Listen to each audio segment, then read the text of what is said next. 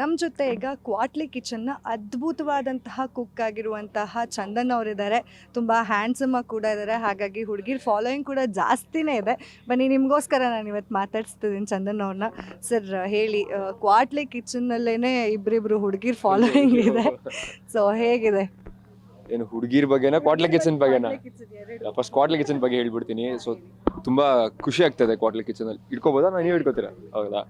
So ಕ್ವಾಟ್ಲೆ kitchen ಅಲ್ಲಿ participate ಮಾಡ್ತಾರೆ ತುಂಬಾ ಖುಷಿ ಇದೆ. ಬಿಕಾಸ್ ನಾನು ಒಂದು 5 years ಲಾಂಗ್ ಗ್ಯಾಪ್ ಆದ್ಮೇಲೆ ಮತ್ತೆ ಟಿವಿಲಿ ಕಾಣಿಸ್ಕೋತಾ ಇರೋದು. ಸೊ ಒಂದು ಭಯ ಇತ್ತು, ಜನ ಮರ್ತೋಗಿರ್ತಾರ ಮತ್ತೆ ಅಥವಾ ಇವ್ನು ಯಾರು ಅಂತ ಹೊಸದಾಗಿ ನೋಡ್ತಾರ ಅಂತ. ಬಟ್ ಲಕ್ಕಿಲಿ ಇನ್ನೂ ನೆನಪಿದೆ ಆ ಸೀರಿಯಲ್ ಮಾಡಿರೋದು. ಆ್ಯಂಡ್ ಆ ಲವ್ ಇನ್ನೂ ಡಬಲ್ ಆಗ್ತಿದೆ ಇವಾಗ. ಸೊ ಖುಷಿ ಇದೆ. ಆ್ಯಂಡ್ ಅಲ್ಲೂ ಲವ್ ಡಬಲ್ ಆಗಿದೆ, ಇಲ್ಲೂ ಲವ್ ಡಬಲ್ ಆಗಿದೆ. But it's fun. ಎಲ್ಲ ತಮಾಷೆಗೆ ಲೈಕ್ ಆಟ ಆಡ್ಕೊಂಡು ತಮಾಷೆಗೆ ಅಡುಗೆ ಮಾಡ್ತಾ ಇದ್ದೀವಿ. ಸೊ ಎಂಜಾಯ್ ಮಾಡ್ತಾ ಇದೀವಿ ಶೋನ ಒಂದು ಹೋಲ್. ನಿಮ್ಮ ಸೀರಿಯಲ್ ಮಾಂಗಲ್ಯಂ ತಂತು ನಾನೇನಾ ಅದು ಸಿಕ್ಕಾಪಟ್ಟೆ ಟ್ರೆಂಡ್ ಆಗಿತ್ತು ಆವಾಗ. ಈಗ ಕೂಡ ಅದು ಬಿಟ್ಸ್ನೆಲ್ಲ ಈಗಲೂ ಫಾಲೋ ಮಾಡೋರು ತುಂಬ ಜನ ಇದ್ದಾರೆ. ಸೊ ರೀಸೆಂಟಾಗಿ ದಿವ್ಯಾ ಅವ್ರು ಕೂಡ ಬಂದಿದ್ರು ಸೆಟ್ಗೆ. ಸೊ ಹೇಳಿ, ಆ ಬಾಂಡಿಗೆ ಹೇಗಿದೆ? ಇನ್ನೂ ಕ್ಯಾರಿ ಆಗ್ತಿದ್ಯಾ ಹೇಗೆ?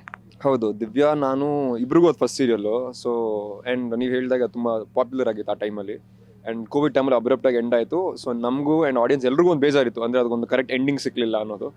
ಬಟ್ ನೀವು ಹೇಳ್ದಂಗೆ ಇವತ್ತಿಗೂ ಕೂಡ ಸೋಷಿಯಲ್ ಮೀಡಿಯಾದಲ್ಲಿ ಅದರದ್ದು ಸೀನ್ಸ್ನ ಮತ್ತೆ ರಿಪೀಟ್ ಯೂಸ್ ಮಾಡ್ತಿರ್ತಾರೆ. ಆ್ಯಂಡ್ ಅದಕ್ಕೂ ಕೂಡ ಒಂದಷ್ಟು ಮಿಲಿಯನ್ ಗಟ್ಟಲೆ ಯೂಸ್ ಸಿಗ್ತದೆ ಅಂತ ಶೇರ್ ಮಾಡಿದ್ರೆ ನಮಗೂ ಖುಷಿ ಆಗುತ್ತೆ. ಜನ ನಮ್ಮ ಇನ್ನೂ ಇಷ್ಟಪಡ್ತಾರೆ ಅಂತ. ಆ್ಯಂಡ್ ಅದಾದಮೇಲೆ ಆ ಸೀರಿಯಲ್ ಮಾಡೋ ಟೈಮಿಂದನೂ ಇವಾಗ್ಲೂವರೆಗೂ ನನಗೂ ದಿವ್ಯಾನಿಗೂ ಒಂದು ಒಳ್ಳೆ ಫ್ರೆಂಡ್ಶಿಪ್ ಇದೆ. ಸೊ ಇದೊಂದು ಸ್ಪೆಷಲ್ ಎಪಿಸೋಡ್ ಇರಬೇಕಾದ್ರೆ ಲಾಸ್ಟ್ ಮಿನಿಟಲ್ಲಿ ಕೇಳಿದ್ದು, ಬಿಕಾಸ್ ಅದು ಲಾಸ್ಟಲ್ಲಿ ಪ್ಲ್ಯಾನ್ ಆಗಿದ್ದು. ಸೊ ಹಾಗಾಗಿ ಲಾಸ್ಟ್ ಮಿಡಲ್ ಕೇಳಿದೆ ದಿವ್ಯಾಂಗೆ ಬರ್ತೀರಾ ಅಂತ. ಬಟ್ ಶಿ ವಾಸ್ ಲೈಕ್ ಒಂದೇ ಮೆಸೇಜ್ಗೆ ಚಂದನ್ ಖಂಡಿತವಾಗ್ಲೂ ಬರ್ತೀನಿ ಅಂತ ಹೇಳಿ ಬಂದರು. ಸೊ ಖುಷಿ ಆಗುತ್ತೆ. A very long friend. So ಖುಷಿ ಆಗುತ್ತೆ. 5 ವರ್ಷ ಎಲ್ಲಿ ಹೋಗಿದ್ರಿ ಸರ್? ಬರೀ ಸೋಷಿಯಲ್ ಮೀಡಿಯಾಲೇ ನೋಡ್ತಾ ಇದ್ವಿ ನಾವು. ಯಾಕೆ ಅಷ್ಟು ದೊಡ್ಡ ಬ್ರೇಕ್ ಅಂತ? ಇಲ್ಲ, ಅದು ನಮ್ಮದು ಕೋವಿಡಲ್ಲಿ ಅಬ್ರಪ್ಟ್ ಎಂಡ್ ಆಯಿತು ಮಾರ್ಚಲ್ಲಿ. ಬಟ್ ಆ ಕೋವಿಡ್ ಆಗಿರಲಿಲ್ಲ ಅಂದಿದ್ರೆ ಬೈ ಡಿಸೆಂಬರ್ 2020 ನಮ್ಮ ಸೀರಿಯಲ್ ಎಂಡ್ ಆಗಬೇಕು ಅನ್ನೋ ಒಂದು ಎಲ್ರಿಗೂ ಗೊತ್ತಿತ್ತು ಟೀಮಲ್ಲಿ. ಅಲ್ಲಾಗ ಒಂದು ಎಂಡ್ ಆಗುತ್ತೆ ಒಂದಿಷ್ಟು ಎಪಿಸೋಡ್ಸ್ಗೆ ಅಂತ. ಸೊ ನಾವೆಲ್ಲರೂ ಸಿನಿಮಾ ಮಾಡ್ಬೇಕು ಅಂದ್ಕೊಂಡು ಬಂದು ಆಮೇಲೆ ಸೀರಿಯಲಿಂದ ಸ್ಟಾರ್ಟ್ ಮಾಡಿದ್ದು. ಸೊ ನಾನು 2020 ಸೀರಿಯಲ್ ಎಂಡ್ ಆದೆ. 21 ಸಿನಿಮಾ ಮಾಡಬೇಕನ್ನೋ ಆ ಪ್ಲಾನಲ್ಲೇ ಇದ್ದಿದ್ದು. ಬಟ್ ಕೋವಿಡ್ ಬಂದಿದ್ದರಿಂದ ನಿಮಗೆ ಗೊತ್ತು, ಥಿಯೇಟರ್ಸ್ ಓಪನ್ ಆಗ್ತಿರಲಿಲ್ಲ, ಶೂಟಿಂಗ್ಸ್ ನಡೀತಿರಲಿಲ್ಲ. ಸೊ ಒಂದು ಸ್ವಲ್ಪ ಟೈಮ್ ತೊಗೊಂಡ್ವಿ. ನಂದೇ ಓನ್ ಪ್ರೊಡಕ್ಷನ್ ಹೌಸಲ್ಲಿ ಬಿಂಗು ಅಂತ ಒಂದು ಸಿನಿಮಾ ಕಂಪ್ಲೀಟ್ ಆಗಿದೆ. ಸೊ ಅದನ್ನು ಮಾಡಬೇಕಂತ ಓಡಾಡ್ತಾ ಇದ್ದೆ. ಬಟ್ ಸ್ವಲ್ಪ ಟೈಮ್ ಫೇವರಬಲ್ ಆಗಲಿ ಅಂತ ವೆಯ್ಟ್ ಮಾಡ್ತಿದ್ದೆ. ಆಮೇಲೆ ಸ್ವಲ್ಪ ಪರ್ಸ್ನಲ್ ಕೂಡ ಏನೋ ಒಂದಷ್ಟು ನಡೀತಿತ್ತು ಮನೆಯಲ್ಲಿ. ಸೊ ಅದೆಲ್ಲ ಮುಗಿಸ್ಕೊಂಡು ಒಂದು ಸಿನಿಮಾ ಪ್ರೊಡಕ್ಷನ್ ನಾವೇ ಸ್ಟಾರ್ಟ್ ಮಾಡಿ ಮುಗಿಸಿದ್ವಿ. ಏನು ರಿಲೀಸಿಗೆ ರೆಡಿ ಇದೆ, ಒಂದು ಸಾಂಗ್ ರಿಲೀಸ್ ಆಗಿದೆ. ಅದು ಬಿಟ್ಟು ಇನ್ನೂ 2 ಸಿನಿಮಾ ಮಾಡ್ತಿದ್ದೀನಿ. ಆ ಟೀಮ್ ಅವರೆಲ್ಲ ಸಿನಿಮಾ ಕಂಪ್ಲೀಟ್ ಆದ್ಮೇಲೆ ಅವರೇ ಅಪ್ಡೇಟ್ಸ್ ಮಾಡ್ತಾರೆ. ಬಟ್ ಕೆಲಸ ಮಾಡ್ತಾ ಇದ್ದೀನಿ, ಅದನ್ನು ಹೊರಗೆ ಬರಬೇಕಷ್ಟೇ. ನಿಮ್ಮ ಸೋಷಿಯಲ್ ಮೀಡಿಯಾ ಎಲ್ಲ ನೋಡ್ತಾ ಇದ್ರೆ ನಮ್ಗೆ ಅನ್ಸುತ್ತೆ ಎಷ್ಟು ಚೆನ್ನಾಗಿ ನೀವು ಹಾಡ್ತೀರಾ, ಬರೀತೀರಾ ಅಂತೆಲ್ಲ. ಸೊ ನಮ್ಮ ಹೆಣ್ಣು ಮಕ್ಕಳಿಗೋಸ್ಕರ ಒಂದೆರಡು ಲೈನ್ ಹೇಳ್ಬೋದಾ? ನನಗೆ ಹಾಡೋಕ್ಕೆಲ್ಲ ಬರಲ್ಲ, ಬರೀ ಹಾಡು ಬರೆಯೋಕ್ಕಷ್ಟೇ ಬರುತ್ತೆ.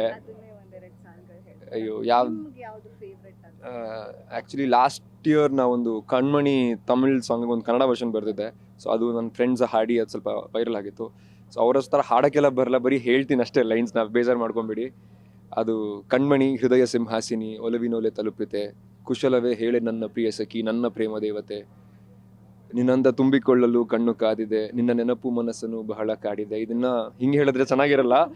ಇನ್ಸ್ಟಾಗ್ರಾಮ್ಗೆ ಹೋಗಿ ಧನಂಜಯ್ ಕೀಸ್ ಅಂತ ಒಂದು ಇನ್ಸ್ಟಾಗ್ರಾಮ್ ಪೇಜ್ ಇದೆ, ಅದು ನನ್ನ ಇನ್ಸ್ಟಾಗ್ರಾಮ್ ಪೇಜಲ್ಲಿ ಟ್ಯಾಗ್ ಆಗಿದೆ. ಅದನ್ನ ಕೇಳಿಸ್ಕೊಳ್ಳಿ, ನಿಮ್ಗೆ ಇಷ್ಟ ಆಗುತ್ತೆ. ಸರ್, ಇಷ್ಟು ಹ್ಯಾಂಡ್ಸಮ್ ಆಗಿದ್ದೀರಾ, ಹುಡುಗಿರ್ ಬೇರೆ ನಿಮ್ಮ ಹಿಂದೆ ಬೀಳ್ತಾನೆ ಇರ್ತಾರೆ. ಯಾರಾದರೂ ಇದಾರಾ ನಿಮ್ಮ ಲೈಫಲ್ಲಿ, ಇಲ್ಲ ಸಿಂಗಲ್? ಇಲ್ಲ ಮೇಡಮ್, ಸಿಂಗಲ್. ಓ, ಹಂಗಾದ್ರೆ ಎಲ್ಲ ಹುಡುಗಿರ್ಗೂ ಇದು ಗುಡ್ ನ್ಯೂಸು. ಸೊ ಹೇಳಿ, ಹೇಗಿರಬೇಕು ನಿಮ್ಮ ಹುಡುಗಿ, ಅಂದರೆ ಮದುವೆ ಆಗೋ ಹುಡುಗಿ ಹೇಗಿರಬೇಕು ಅಂತ?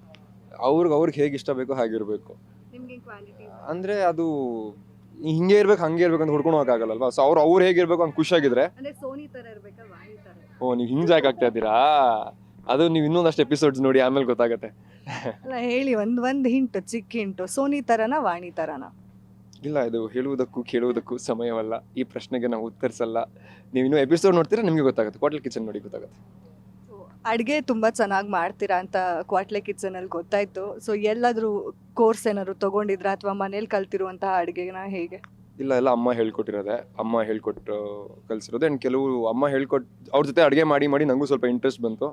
ಸೊ ಆವಾಗ ಯೂಟ್ಯೂಬಲ್ಲಿ ನೋಡ್ಕೊಂಡು ಒಂದಷ್ಟು ಎಕ್ಸ್ಪೆರಿಮೆಂಟ್ ಮಾಡಿ ಕಲ್ತಿರೋದು. ತುಂಬ ಚೆನ್ನಾಗೆಲ್ಲ ಬರೋಲ್ಲ, ಒಂದು ತಕ್ಕ ಮಟ್ಟಿಗೆ ಚೆನ್ನಾಗಿ ಮಾಡ್ತೀನಿ. ಅಂದರೆ ನಾವು ಕೋವಿಡ್ ಟೈಮಲ್ಲಿ ಮಾಡ್ತಾ ಇದ್ವಿ ಸರ್, ಯೂಟ್ಯೂಬ್ ಎಲ್ಲ ನೋಡಿಕೊಂಡು. ಸೊ ಹಂಗೆ ನೀವು ಏನಾದ್ರು ಕೋವಿಡ್ ಟೈಮಲ್ಲಿ ಕಲ್ತ್ಕೊಂಡಿದ್ದ ಹೇಗೆ ಅಂತ? ಇಲ್ಲ, ಕೋವಿಡ್ಗಿಂತ ಮುಂಚೆನೇ ಬರ್ತಿತ್ತು ಅಡುಗೆ. ಕೋವಿಡ್ ಟೈಮಲ್ಲಿ ಸ್ವಲ್ಪ ಎಕ್ಸ್ಪೆರಿಮೆಂಟ್ಸ್ ಜಾಸ್ತಿ ಆಯಿತು. ಅಮ್ಮ ಚಿಕ್ಕ ವಯಸ್ಸಿಂದ ಹೇಳ್ಕೊಟ್ಟಿದ್ರು. ಸೊ ಬೇಸಿಕ್ಲಿ ಅಮ್ಮ ಎಲ್ಲ ಊರಿಗೆ ಏನಾದ್ರು ಹೋದರೆ ನಾವು ಹೋಟ್ಲಿಗೆ ಹೋಗ್ತಿನೋದೆಲ್ಲ ಇರಲಿಲ್ಲ. ನಮ್ಮ ಮನೇಲಿ ನಾವು ಏನು ಬೇಕು ಅದೇ ಮಾಡ್ಕೊಂಡು ತಿಂತಾ ಇದ್ವಿ. ಸೊ ಬೇಸಿಕ್ಸ್ ಎಲ್ಲ ಗೊತ್ತಿದ್ದು, ಅನ್ನ ಸಾರು ಗೊಜ್ಜು ಅದೆಲ್ಲ ಮಾಡ್ಕೊಳ್ಳೋದು.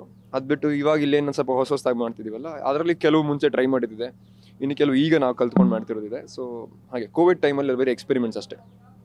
ಸೊ ಕ್ವಾಟ್ಲಿ ಕಿಚನ್ ಆದಮೇಲೆ ನಾವೇನಾದರೂ ಚಂದನ್ ಅವ್ರನ್ನ ಬಿಗ್ ಬಾಸ್ನಲ್ಲಿ ನೋಡ್ಬೋದಾ ಅಂತ? ಅದು ಏನು ಕೇಳಿದ್ದಾರೆ, ಬಟ್ ಇನ್ನೂ ಇನ್ನೂ ಡಿಸಿಷನ್ ಏನೂ ಆಗಿಲ್ಲ. ಸೊ ಅದ್ರ ಬಗ್ಗೆ ಈಗಲೇ ಏನು ಹೇಳಕ್ಕೆ ಇಷ್ಟಪಡಲ್ಲ. ಸೊ ಅಂದರೆ ಇನ್ನೊಂದು ಪ್ರೋಗ್ರಾಮ್ ಮೂಲಕ ಬರಬಹುದು, ಬರ್ದೇನು ಇರಬಹುದು. ಅದ್ರ ಬಗ್ಗೆ ಈಗಲೇ ಮಾತಾಡೋದು ಯಾಕೆ, ಮಾತಾಡೋಣ ಮುಂದೆ.